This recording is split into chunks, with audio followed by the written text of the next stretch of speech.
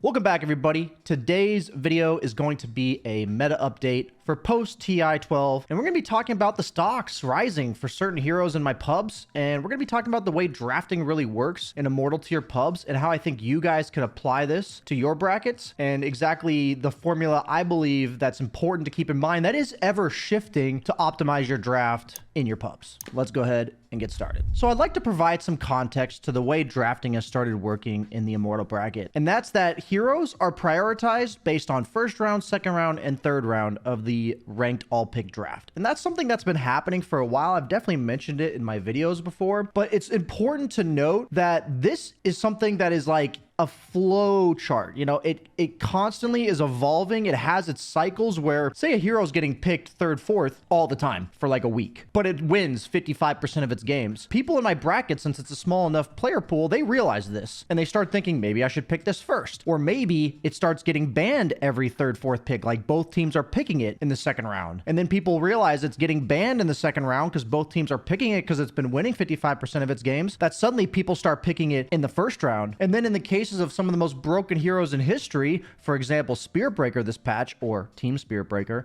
that they get so good that they go to the first round, they're still winning a large percentage of their games, and now they're just banned every game, right? Because both teams are either first pick, first banning them, or nominating it for ban. So I'm going to be pulling up Dota 2 Pro Tracker, talking about my pubs and exactly how that has to correlate with the stocks of heroes rising and falling based on, you know, people realizing these heroes are pretty damn good. Let's pick it here. But maybe even if a hero has like a 48% win rate in my bracket, maybe it doesn't mean that the hero is bad. It means that people are buying it at too high of a price, metaphorically speaking. You know, maybe they're first picking it because they think they have to, but it's netting it a 48% win rate. So maybe we should lean away from first picking these type of heroes. So let's go ahead, get right into it, talking about the heroes that I'm seeing in my games. So let's talk about the heroes that are getting played at my bracket. So one thing you'll note that's not in the top 6, even though we talked about how broken it is, it's Spear Breaker. Let's scroll down and see where we find Spear Breaker.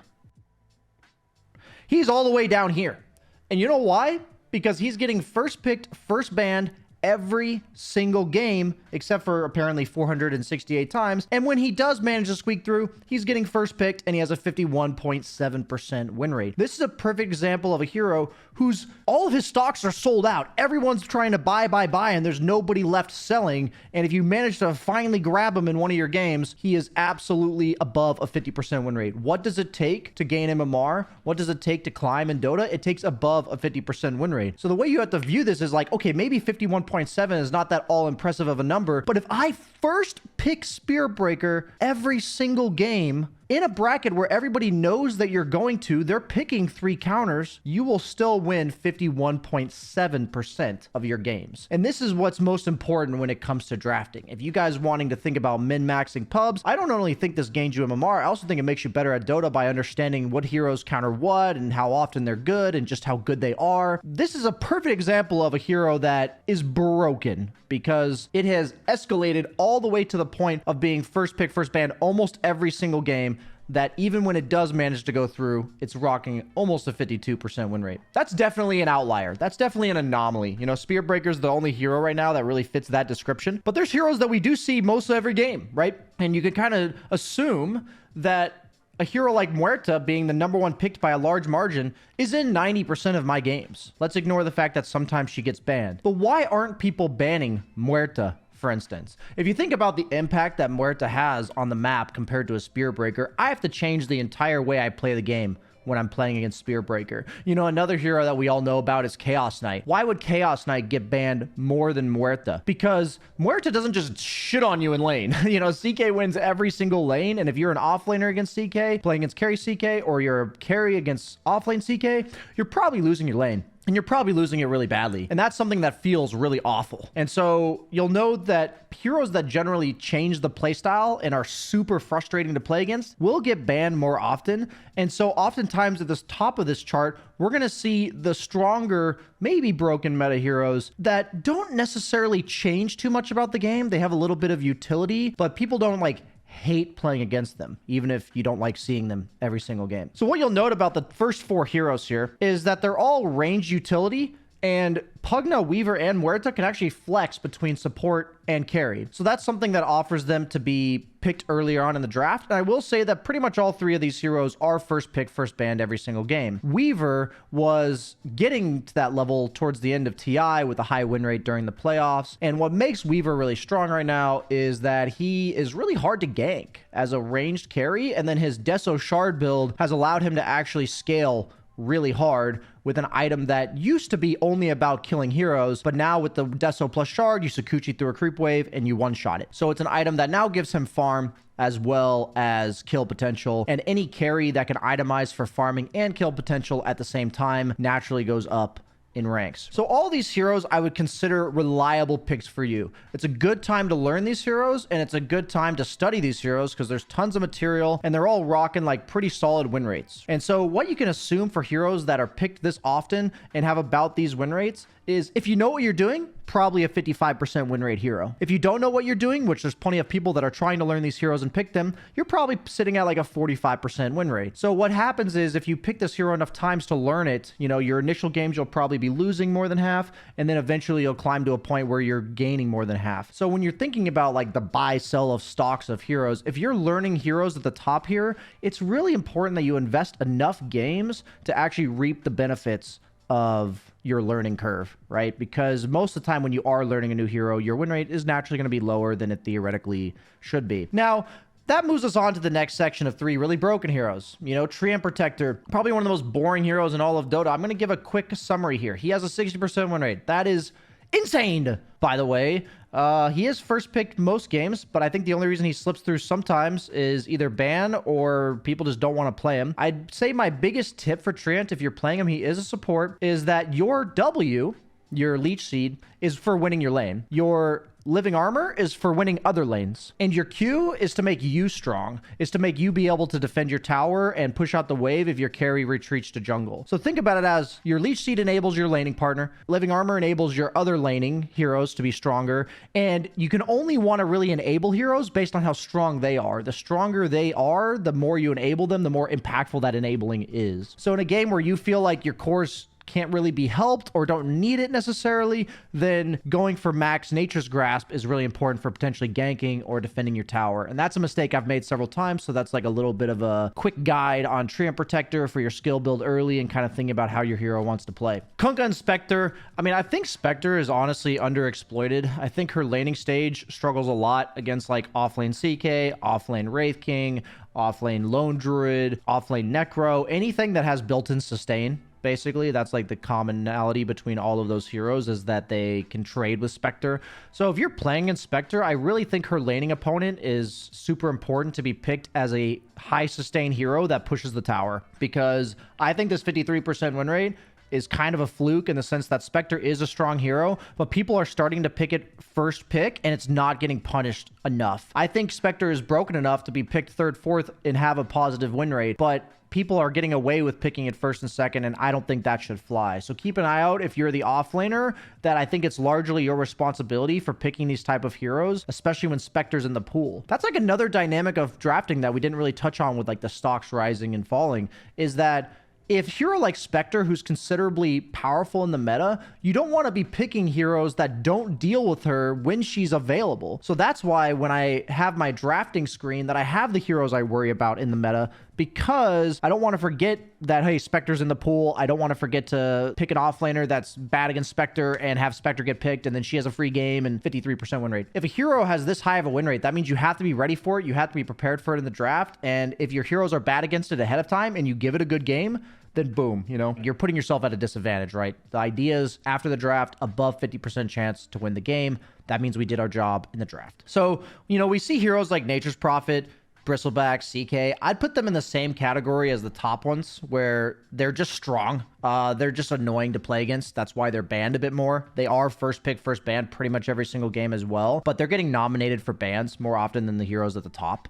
And so same idea. Great heroes to learn right now, still powerful. If you're playing them properly, 55% win rate. Not playing them properly, 45% win rate. All these are just arbitrary numbers. You know, Primal Beast, any hero that can flex between 2 and 3 naturally goes up in value, and we're still in the hard blade mail meta. Just in case you guys forgot, just in case you're wondering, BSJ, is it still hard blade mail meta? The answer is absolutely yes. We're seeing a lot of that. That doesn't mean you go at every single game on a hero like Primal Beast, but the fact is that if they don't have heroes that deal with Heart of Tarask or blade mail very well, then it's almost a free win, it feels like. If they don't have Spirit Vessels, anti-healing of any sort, and you can just go these 2 items, the game kind of just feels over from there. Now, what's interesting about Faceless Void being so high in the win rates, even though I feel like the hero's not super meta, is that he's actually really good against heroes like Weaver. And I also think he lanes really well against Kunkka. Even though X is really annoying for Void in terms of Time Walk and Escape, the fact that Kunkka has 3 activatable abilities in lane that he will usually spam,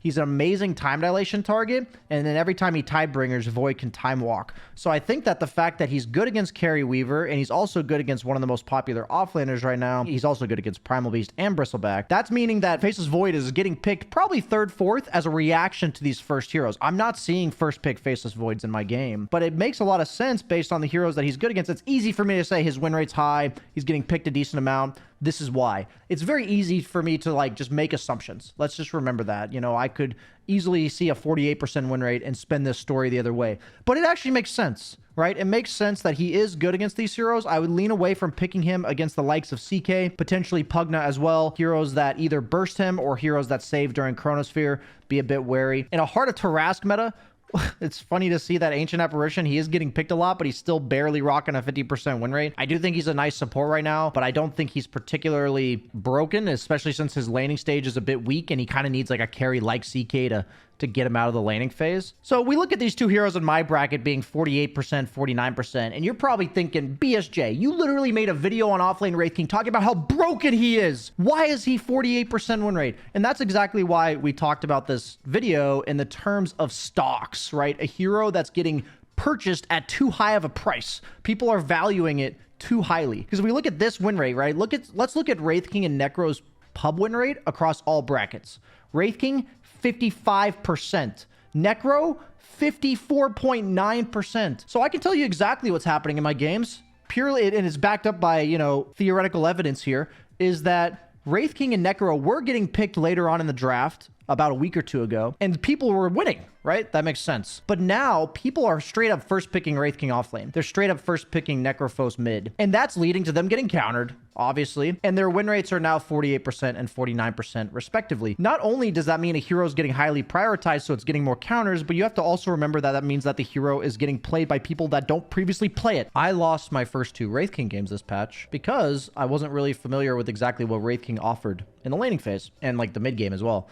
And I highly encourage you guys, if you want to learn Wraith King, to check out my guide from last week, because that's exactly what I'm aiming to do, is avoid that like learning period that you guys have to go through, kind of expedite the process and reap the benefits of my exploration of the Wraith King. Yeah, that's really important to note, that I also think a hero like Dark Willow is still a good hero, but she's at TI getting played as a support going Midas Ags, and we all know what happens if supports do that. You know, they don't actually play the map properly, they don't actually buy wards and stuff, they just go the Midas Ags because that's the part where they see, oh, pew pew pew, I kill everybody. And that's not how it actually works in competitive Dota. That Dark Willow was playing support, they were just also scaling at the same time. So you have to take every bit of statistic with a grain of salt, but it is important to note that the heroes that are getting picked, we're seeing an incredibly lopsided meta. As we're scrolling through, 80% of these heroes are red. They have negative win rates, while we're seeing at the very top, 53, 55, 59, right? And these heroes are getting picked the absolute most. So what is the conclusion that we can make? So we see a few heroes with green. Earth Spirit, I'd imagine he's even better than this win rate because he's a hard hero to play. Lone Druid, specialist hero. So when he's good, he's amazing. And I mentioned he's powerful against the likes of Spectre. And I'm also seeing a lot of these like Grandmaster tier Dota plus Lone Druids, and that's definitely carrying that win rate. Dazzle, same ideas, like the Dazzle spammers of the world dominating the mid lane, going this like Midas Ags build. And then even like a hero like Witch Doctor, Brewmaster, Earthshaker. I'm surprised personally for Witch Doctor, but we also know that Witch Doctor in your pubs is still powerful. You guys still complain to me about him. And Brewmaster, definitely a specialist hero after getting nerfed, so it's only the good players picking him rather than just anybody and everybody trying him out. And then like I think the melee mid meta is still a thing, right? We see Primal Beast, Earthshaker, Earth Spirits. So like this is kind of confirmation that that's the case. Pangolier, maybe not so much. But this is a very lopsided meta. And this is a time where the more the meta is understood, the more important it is, if you are looking to learn, if you are looking to climb, that you stick to buying the right heroes at the right price. So maybe be wary. You know, I'm telling you, I don't think Necrophos and Wraith King are necessarily good enough to be first picked. I've struggled a bit first picking them. So what that means, not only is it backed up by this, but also by my experience, that if you want to deal with these heroes properly, we need to know, like, okay, if they get first picked, this is the kind of heroes we're going to pick against them. You know, for Wraith King, I'm really liking carries like Alchemist, like Lifestealer, that have either built-in sustain in lane or later and can clear the skeletons easily. Lifestealer dominates the lane, Alchemist clears the skeletons. And then also against Necro, I think it's really important that you pick heroes with magic. Consistent magic damage. I've been seeing Bat Rider crop up here and there, the AAs, anything like this that's basically not a strength hero that has limited damage like Kunkka. You know, I don't love heroes like Kunkka that have limited burst, and once Necro survives, once he gets heart, he just becomes unkillable. And that's what you have to avoid. But, you know, if this hero gets first picked, look to deal with it. If the hero's still left in the pool going into the second round, that's the ticket. That's when you buy low, baby, because that's saying that, hey, this hero's getting undervalued in my bracket. And this is something that you guys can exploit. You know, you can exploit that at my bracket, people are overly prioritizing these heroes and getting first picked is not necessarily working. You know, and I'm giving you this information. So what you can do is say, okay, BSJ is telling us at the current moment, which honestly could change in a week or two, that this hero is good enough to be picked third, fourth with above a 50% win rate, but not first, second. And this is something that I'm really going to touch on in a lot of my future meta update videos, where I'm just saying like, hey, this hero is good enough to be first, second, good enough to be third, fourth. Really stick to fifth picking this hero only if you want to have success with it, because that's really the way meta drafting has shifted to be. And I personally think it enhances your understanding of the game so much because you have to have such a clear idea of exactly how good this hero is in order to make this type of drafting work. Hey guys, as many of you may very well have noticed, my content has taken quite a shift towards mindset and personal growth rather than just being all about Dota. With that in mind, I'm super excited to announce that I have revamped my second YouTube channel to being all about just that. Every week, I will be releasing one video on the second channel in lieu of the Dota Diary series on this channel. Anyone and everyone is welcome to join me on my journey towards personal growth. If you guys are interested, click the link in the description below and hit that subscribe button to make sure you get all the notifications for those new videos. So I hope you guys enjoy this type of analysis. Let me know in the comments if you enjoyed this type of video, and I'll see you guys next time for my future meta updates. Thanks for watching. Like, comment, subscribe. Please don't forget, because those subscriptions and subscribings and comments and commenting and stuff really helps me out. See you guys next time.